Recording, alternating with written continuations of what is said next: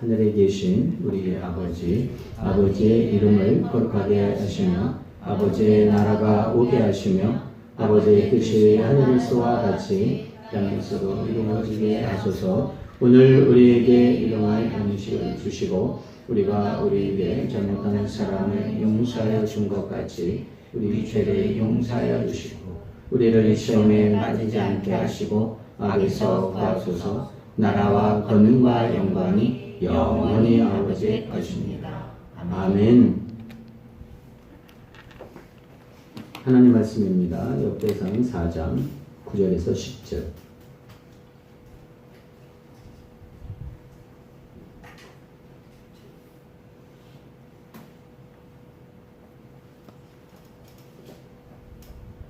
역대상 4장 9절과 10절을 한 목소리로 읽겠습니다. 시작. 야베스는 그의 형제보다 귀중한 자라. 그의 어머니가 이름하여 이르되 야베스라 하였으니 이는 내가 수고히 낳았다 함이었더라.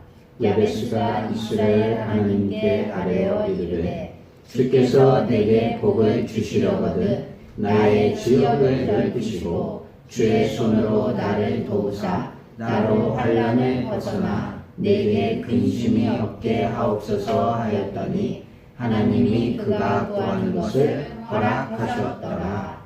아멘.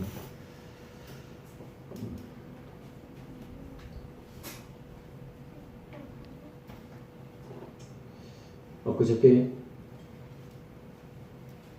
이천에서 큰 불이 났죠. 화재로 인해서 몇 명이 죽었죠? 38명이. 정말 안타까운 사람들. 제가 뉴스를 보니까 거기에서 그 일용직 근로자들이 많이 죽음을 맞이했는데, 특별히 아버지가 딸이 또 대학에 진학하는 등록금과 또 이렇게 생활비를 마련하기 위해서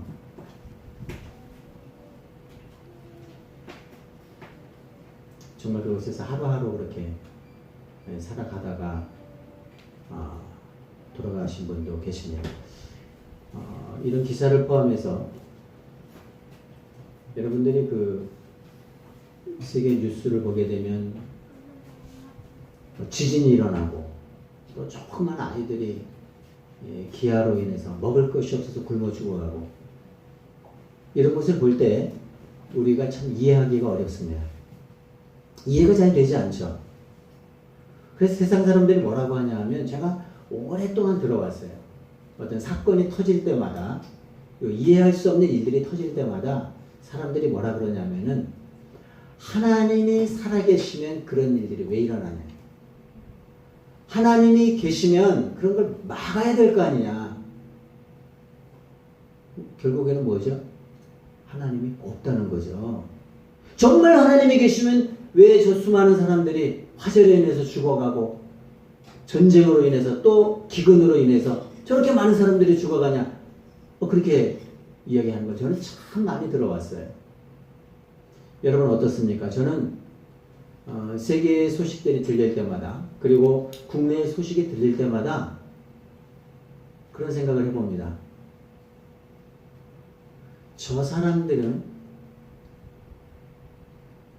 무고하게 죄도 없는데 왜 하나님, 그러면서 결국에는 이제 목표가 뭐냐면 하나님께 대한 원망이죠. 하나님께 대한 불평이죠. 하나님 살아계셨으면 그거 막아주셔야 되는데 왜 막지 못하고, 그러니까 하나님 없다, 이렇게 하나님께 대한 원망인 거죠.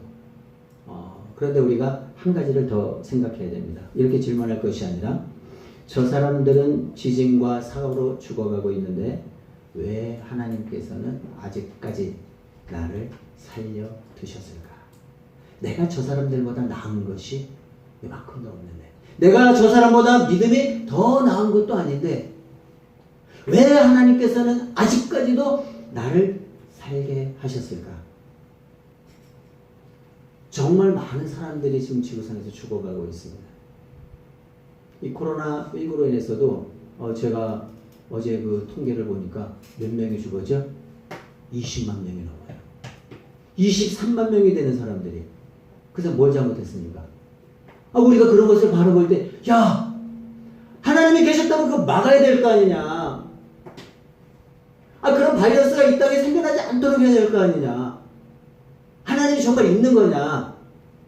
사람은 그렇게 이야기할 수 있습니다. 그런데 저는 어떤 생각을 하냐면, 코로나로 인해서 지구상에 지금 불과 몇 달 만에 급속도로 바이러스가 먼저 나가서 23만 명이 죽어갔어요. 그런데 저 사람들이 죽어가는데 왜 하나님께서는 아직까지도 나를 살게 하셨을까? 저 자신을 돌아보게 됩니다. 그리고 내가 이 땅에 존재해야 될 이유, 사명, 그것을 생각하는 시간이죠. 하나님을 향하여 원망할 것이 아니라 저 사람보다 조금 더 낫지 않은 우리를 하나님이 살려주신 이유가 있다는 거죠. 여러분 지금 이렇게 건강하게 다 모여서 우리가 예배를 드립니다.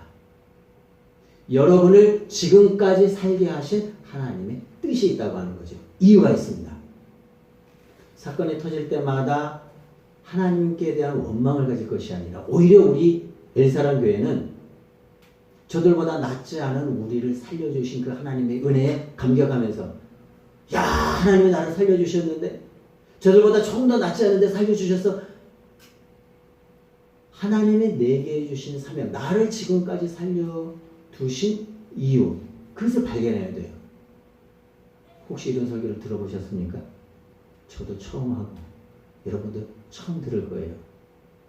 반대되는 설교는 많이 들어봤어요. 하나님께 대한 사람들이 원망하는 이야기들이 너무너무 많이 들었어요. 정말 하나님이 살아계시면 그럴 수 있느냐 하는 그런 이야기들은 우리가 참 많이 들었습니다. 그런데 오늘부터 뉴스를 보든지 매스컴을 통해서 어떤 소식을 접하든지 그때마다 어떻게 해요? 내게 주신 하나님의 꿈, 비전을 발견해야 돼요. 여러분을 지금까지 살게 두신 이유가 반드시 있습니다. 하나님 무의미하게 저 사람들은 죽이고 누구는 살리고 그렇게 하지 않아요. 여러분을 이 땅에 살게 하신 이유가 있습니다. 그것을 발견하는 시간이 이 시간이 될 수 있기를 간절히 원합니다. 오늘 본문에는 한 사람이 등장합니다. 야베스라고 하는 사람이죠. 우리 대한민국의 야베스는 아주 그래도 좀 유명한 사람입니다. 왜냐하면 야베스의 기도라고 하는 책자가 있기 때문에 야베스 알고 있습니다. 이름의 뜻은 별로 좋지가 않습니다. 야베스 들어보셨죠? 이거는 수고로이 낳았다, 고통 이런 뜻을 가지고 있어요. 엄마가 이름을 지어줬는데 뭐라고 지어줬다고요? 야베스. 전 잘 이해가 되지 않습니다. 부모가 자녀 이름을 지을 때는 어떻게 지어요? 아름다운 이름 짓잖아요. 예쁜 이름 짓잖아요. 화해. 얼마나 이름이 좋아요. 그런데 이 야베스의 어머니 이름 뭐라고 아들 이름을 지었다고요? 야베스라고 지었다. 고통이라고 지었다. 수고로이 낳았다라고 하는 그런 뜻을 가지고 있는 단어가 야베스예요. 모든 부모가 자기 자녀에 대해서 어떻게 해요? 가장 아름다운 이름을 지어주려고 하잖아요. 그래서 아름다운 미자 들어간 이름도 참 많잖아요. 저도 제 자녀 이름을 지을 때 어떻게 해요? 신유를 기울여서 지었어요. 여러분 보기에는 어떨지 모르지만 효건이. 이게 효자가 무슨 효자라 그랬어요? 새벽 효자라 그랬잖아요. 건자는 무슨 건자예요? 세월 건자잖아요. 새벽에 하나님의 나라를 세워라. 야, 저는 정말 아름다운 이름인 것 같아요. 효건. 새벽에 하나님의 나라를 세우는지 안 세우는지 아직까지는 잘 모르겠지만 부모의 마음은 딱 한 가지죠. 자녀에게 가장 아름다운 이름을 지어주고 싶죠. 모든 부모가 다 그렇습니다. 여러분의 부모님이 여러분의 이름을 지을 때 어떻게 해요? 가장 아름다운 이름을 지어준 거예요. 그런데 이 야베스는 그렇지 못했다고 하는 거죠. 고통이라고 하는, 수고로 낳았다고 하는 그런 이름을 부모로부터 짐을 받았어요. 그런데 어떤 연유로 이 아들이 고통이라는 그런 이름을 부여받게 됐는지는 성경에 나오지 않습니다. 그러나 중요한 사실이 있어요. 그것이 뭐냐면 성경이 야베스를 어떻게 평가하느냐, 그것이 중요합니다. 오늘 본문에 보니까 9절에 보니까 야베스는 그의 형제보다 어떤 자가 되었다고요? 귀중한 자가 되었다 그랬어요. 이 야베스의 형제뿐만 아니라 이 역대상에 나오는 인물이 한 500여 명이 된다. 그런데 그 많은 인물들 중에서 그 형제보다 존귀한 자로, 아주 소중한 자로 그렇게 하나님이 세워주셨다고 하는 것입니다. 그럼 왜 그랬을까? 왜 이름의 뜻에 걸맞지 않게 그를 아주 존귀한 자로, 귀중한 자로, 소중한 자로 그렇게 세움을 입을 수 있었을까? 간단하죠.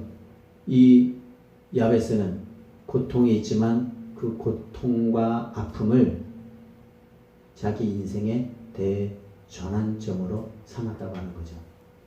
아유, 고통스러워, 힘들어, 그만두고 싶어. 그것을 자신의 인생의 전환점으로, 다시 말해서 고난을 축복의 기회로 삼았다고 하는 것이죠. 매우 중요합니다. 고난 없는 사람은 이 세상에 존재하지 않습니다. 그러나 그 고난을 축복으로 바꾸어가는 사람, 그 사람이 누구라고요? 야베스였다고 하는 것입니다. 어떤 한 중학생이 있었습니다. 이 중학생은 축구를 하다가 축구공에 맞아서 실명을 했어요. 양쪽 다 앞을 보지 못합니다. 얼마나 고통스럽겠어요. 한참 축구를 하며 운동을 하며 뛰어놀 시기에 두 눈을 다 실명했으니, 이 학생이 그 서울 맹학교, 맹인들이 다니는 학교를 입학하게 되고 졸업을 하게 됩니다. 그리고 나서 연세대학교에서 교육학을 전공을 하고, 이 학생이 졸업할 당시에 문과대학 전체에서 차석을 했대요. 정말 뛰어난 분 같아요. 그리고 미국으로 공부하러 갔습니다. 피츠버그 대학에서 역시 또 교육학을 전공을 하고, 그리고 철학 박사학위를 취득을 합니다. 우리나라에 와서 한국 최초로 시각장애인 맹인 박사 1호가 됩니다. 그러니까 우리나라에서 맹인으로 박사학위를 받은 사람이 이분이죠. 우리가 잘 아는 대로 강용우 박사님입니다. 그의 책에서 그는 이렇게 고백합니다. 난 고난과 역경을 도전의 기회로 삼았다. 자신의 부족함을 남과 비교하지 말라. 어려움 없는 사람이 어디 있겠어요. 우리 학생들은 학생들 나름대로의 어려움이 다 있어요. 아유, 학생 때가 가장 좋지. 좋기는 뭐가 좋아요? 그거는 부모들이 하는 얘기예요. 아이들은 아이들 나름대로 고통이 다 있다고. 아유, 현진이 때가 좋지. 현진이도 다 고민거리가 있어요. 걱정거리가 있고. 그런데 중요한 것은 있죠. 그런 걱정거리를 축복의 기회로 삼는다는 거죠. 도전의 기회로 삼는다는 거죠. 내가 앞이 안 보이지만 내가 앞이 안 보이는 것에 대해서 불평하고 사람들과 나를 비교하는 것이 아니라 그 가운데서 꿈을 발견하고 고통을 바꾸어가는, 적어도 이 강용호 박사는 그랬다고 하는 것입니다. 인생에 고난과 역경이 없는 사람은 없습니다. 그걸 도전의 기회로 삼아야 됩니다. 위드라손 대통령이 이렇게 이야기했습니다. 절대 다수는 시련과 역경이 오면 꿈을 포기하는 자가 된다. 정말인 것 같아요. 어려움이 한번 불어닥치잖아요. 대부분 포기합니다. 상상할 수 없는 어려움, 내 인생에 있어서 겹겹이 내가 감당하기 어려운 일들이 닥치잖아요. 대부분의 사람들은 다 포기합니다. 정말 소수의 사람들만 그 역경을 축복의 기회로 바꿔가는 거죠. 야베스는 그랬다고 하는 거죠. 이 강용우 박사님 역시 그랬습니다. 아주 작은 것이라고 할지라도 그것을 바꿔가는 거죠. 우리 모든 사람이 존귀한 삶을 사는 것은 아닙니다. 제가 오늘 제목을 적어놨잖아요. 존귀한 인생이다. 그럼 모든 사람이 존귀한 인생을 살아요. 그렇지 않습니다. 여러분에게 다가오는 그런 역경들을 그 축복의 기회로 바꾸어가는 사람만 존귀한 인생으로 살아갈 수 있는 것입니다. 그런데 이 야베스에게 오늘 본문에 한 가지 특징이 있어요. 그것이 뭐냐 하면 정말 고통스러울 때, 그리고 정말 어려울 때, 그러니까 아무도 자신을 이해해 주지 않을 때 그는 하나님을 찾았다고 하는 거죠. 그리고 하나님께 구했다고 하는 거죠. 대부분 의지가 약한 사람들은 쉽게 낙심하고 좌절하고 포기합니다. 진짜 그럴 때가 많이 있어요. 그때 이런 생각이 들죠. 끝이다. 모든 것이 끝이야. 더 이상의 꿈은 없어. 더 이상의 비전은 없어. 내 인생은 더 이상 좋아지지 않아. 그리고 포기합니다. 그런데 놀랍죠. 이제는 끝이라고 생각할 때가 하나님의 기회예요. 그때 일어나야 돼요. 우리가 언제 기도하는가? 평소에 해야 돼. 평소에. 우리 평소에 기도합니다. 그런데 정말 놀라운 것은 이거는 끝이야. 더 이상 어떤 진전도 없어. 내 삶에 있어서 큰 변화는 없을 거야. 나는 이대로 살다가 갈 것 같아. 라고 할 때 그때가 진짜 하나님께 기도해야 될 때라고 하는 거죠. 그때 기도하는 사람은 일어나게 되어 있습니다. 그럼 왜 기도해야 됩니까? 그럼 왜 하나님께 기도했을까? 야베스가 왜 하나님께 기도했을까? 딱 한 가지죠.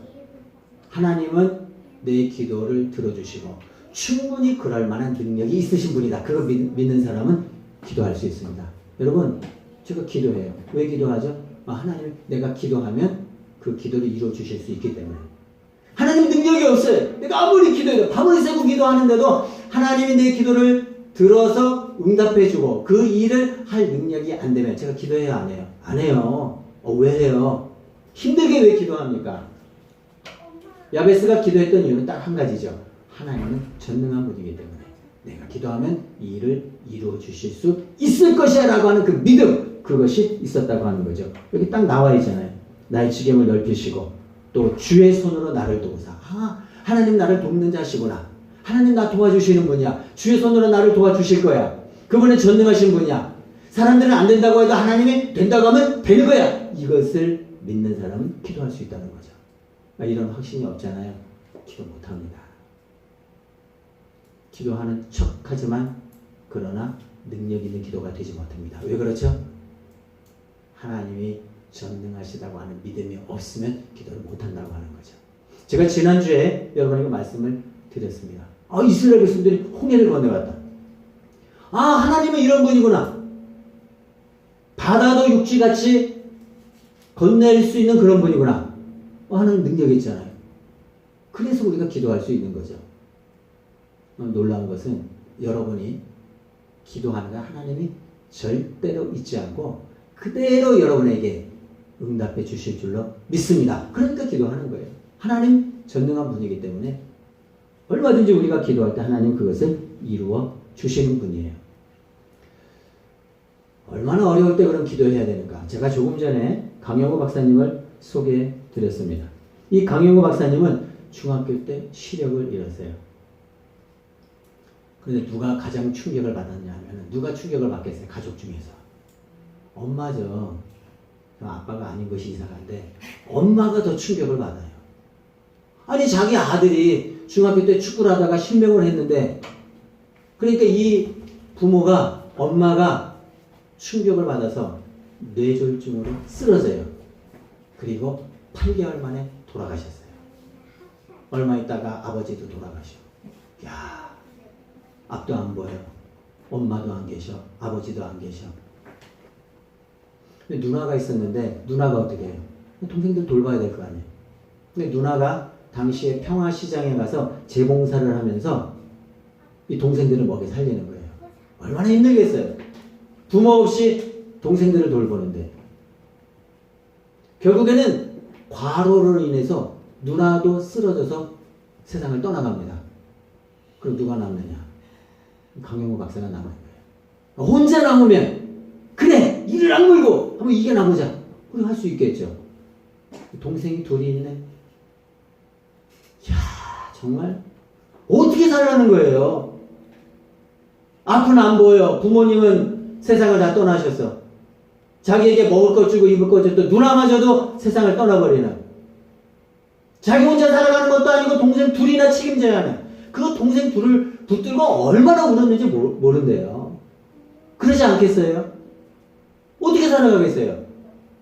저 같으면 진짜 눈앞이 캄캄할 거예요.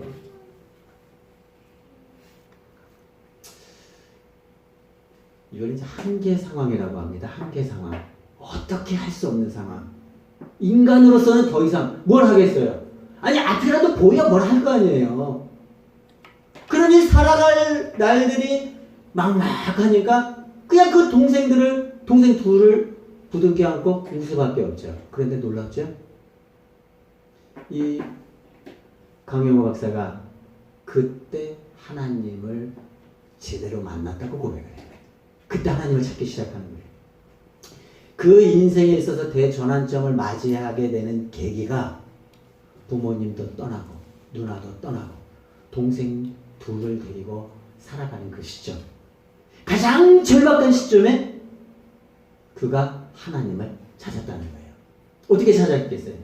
하나님 도와주시면 도와주시고 말려면 마세요. 그렇게 했겠어요?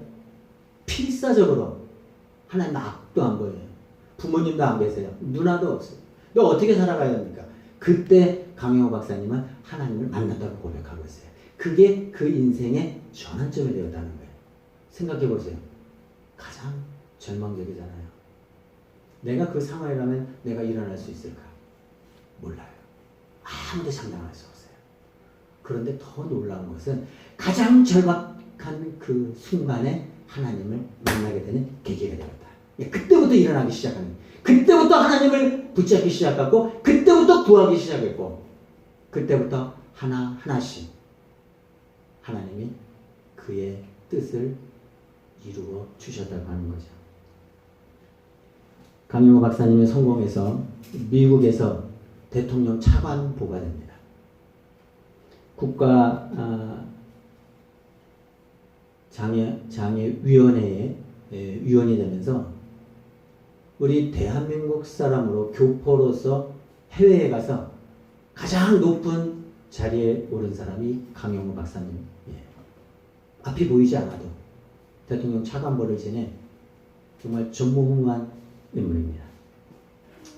이 박사님이 그 저서에서 이런 말을 합니다. 나는 택시가 안 태워주고 버스 차장이 밀어내는 멸시와 천대를 받던 가장 낮은 밑바닥 인생에서 세계의 지도자들과 내가 어깨를 나란히 할 수 있도록 사회와 국가 그리고 세계를 무대 삼고 봉사하는 사람이 될 수 있었던 것은 전적인 하나님의 은혜였습니다. 둘째, 그 하나님께 대한 믿음이었습니다. 두 가지를 고백했어요. 가장 절망적일 때 자기를 붙잡아주는 분이 하나님이셨기에 하나님의 은혜로 자기가 그 자리에 서게 되었다는 것을 고백했습니다. 믿음이 없이는 이런 자리에 설 수가 없습니다. 살다 보면은 나름대로 힘든 일이 있을 수 있습니다. 인생이 열리지 않고 정말 꼬일 때가 있어요. 우리가 사면 초가라고 합니다.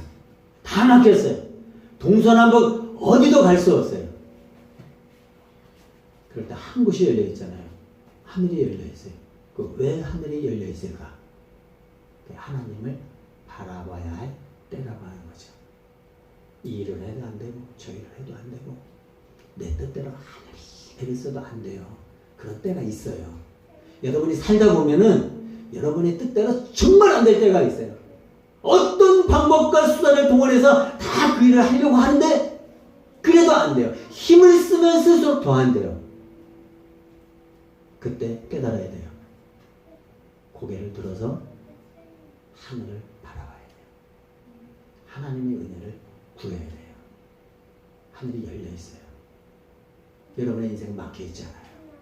얼마든지 저 하늘을 향해서 여러분이 구하면 우리 하나님이 들어주신다고 약속해 주셨습니다. 그것이 오늘 말씀이에요.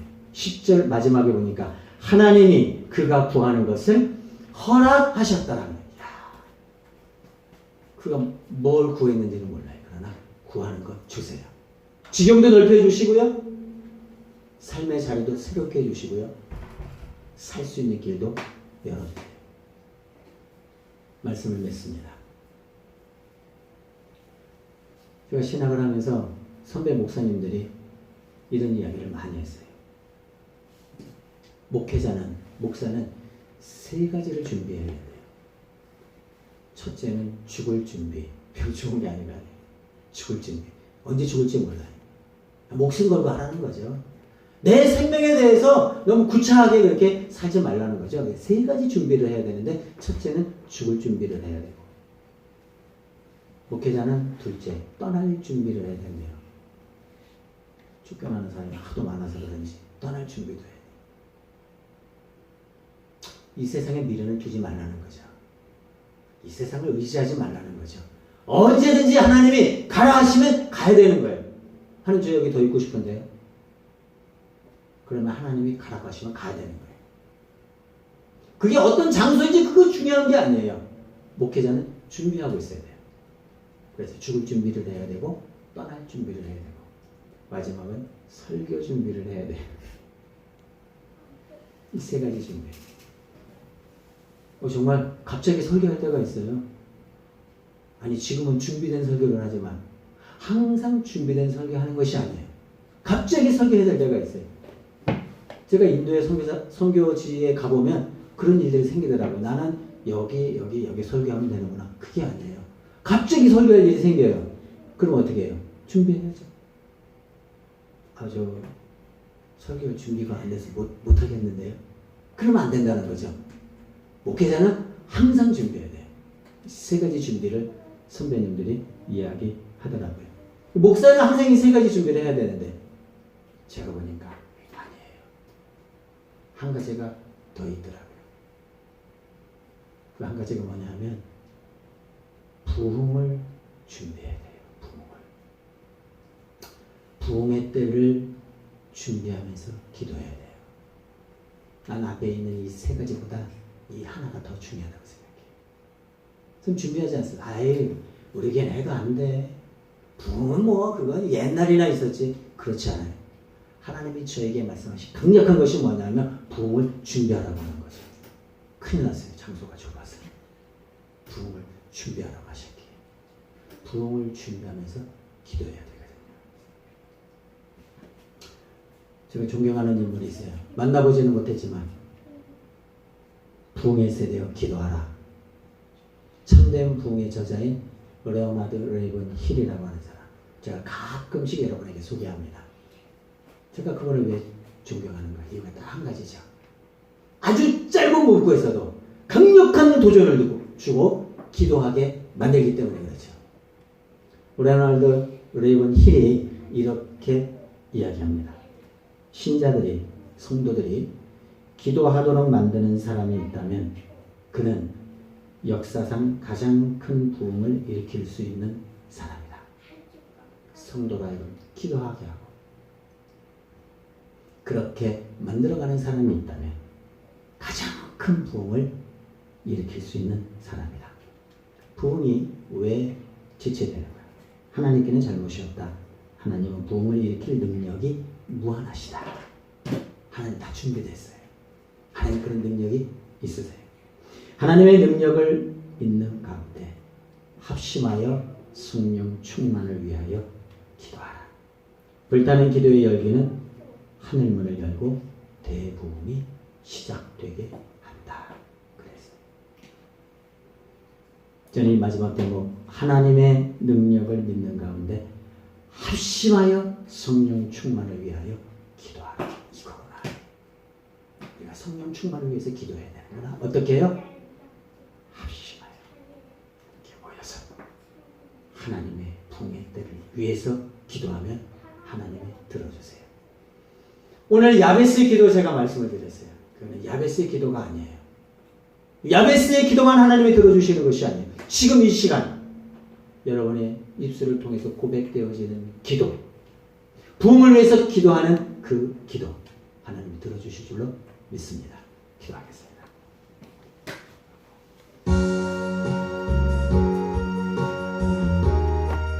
하나님 여러분을 가장 존귀한 인생으로 삼아주십니다. 가장 어려울 때 하나님을 찾으면 하나님이 만들어주세요. 부흥의 때를 준비하면서 하나님 앞에 존귀한 사람으로 설 수 있도록 하나님 도와달라고 우리 합심해서 한번 기도드리겠습니다. 기도합니다. 살아계신 하나님 아버지, 하나님의 능력, 하나님의 은혜와 하나님의 사랑, 하나님의 공부하신 은혜가 우리 교회 가운데 주시옵소서. 오늘 말씀 한 사람 한 사람 가운데 은혜를 나눠주시고 하나님 바라보게 하시고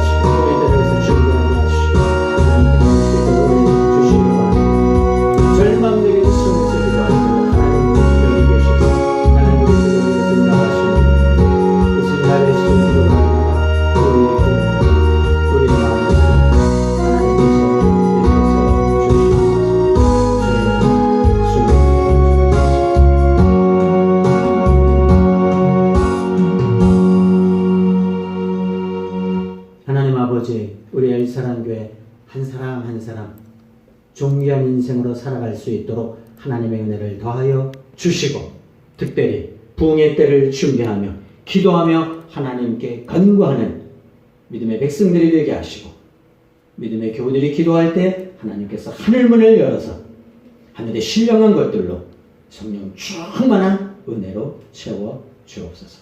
꼭 그렇게 해주실 줄로 믿사오며 예수님 이름으로 기도합니다. 아멘.